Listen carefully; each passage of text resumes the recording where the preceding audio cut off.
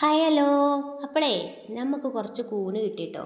അപ്പം എന്നാൽ ഈ കൂനുകൊണ്ട് ഒരു അടിപൊളി കറി ഉണ്ടാക്കിയാലോ എന്ന് വിചാരിക്കുകയാണ്.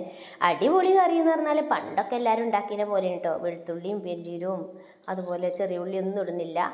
കുറച്ച് മഞ്ഞപ്പൊടിയും പിന്നെ പച്ചമുളകൊക്കെ ഇട്ടിട്ടാണ് ഉണ്ടാക്കുന്നത്.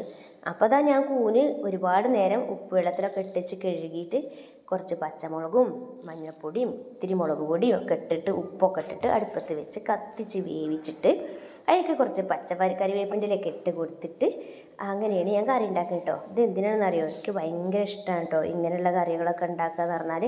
എന്നിട്ട് ഇതിൽ നിന്ന് കുറച്ച് കോരി വെച്ചിട്ട് അതിലേക്ക് ചട്ടിക്ക് ചോറിട്ടിട്ട് ഇങ്ങനെ കുഴച്ച് കഴിക്കാനായിട്ടാണ് എനിക്കിഷ്ടം. വീട്ടിൽ വേറെയും മത്തി വറുത്തതും പപ്പടം കാച്ചിയതും അച്ചാറൊക്കെ ഉണ്ട് കേട്ടോ. പക്ഷെ ഞാനതൊന്നും എടുക്കാതെ ഈ ചട്ടിയിൽ ഇങ്ങനെ ചോറ് കുഴച്ചാണ് കഴിക്കുന്നത്. എനിക്ക് ഭയങ്കര ഇഷ്ടമുള്ള കാര്യമാണ് കേട്ടോ. ഇങ്ങനെ ചോറ് കഴിക്കാൻ ആർക്കൊക്കെ ഇഷ്ടമുണ്ടെന്ന് ഒന്ന് കമൻറ്റ് ചെയ്യണേ. കണ്ടോ, ഇതിലിട്ട പച്ചമുളകൊക്കെ നമ്മളെ വീട്ടിലുണ്ടായ പച്ചമുളകാണ്. അടിപൊളി സൂപ്പറായിട്ടുണ്ട് കേട്ടോ. അപ്പോൾ അതാ ചോറ് ഞാൻ കഴിക്കുകയാണ്. ഇന്ന് ഉച്ചഭക്ഷണം നമ്മുടെ ചട്ടിയിലാണ് കേട്ടോ.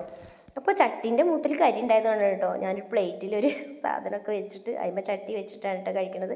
അപ്പോൾ വീഡിയോ ഇഷ്ടമായിട്ടുണ്ടെങ്കിൽ ലൈക്ക് ചെയ്യുക, ഷെയർ ചെയ്യുക, കമൻറ്റ് ചെയ്യുക. ടാറ്റാ.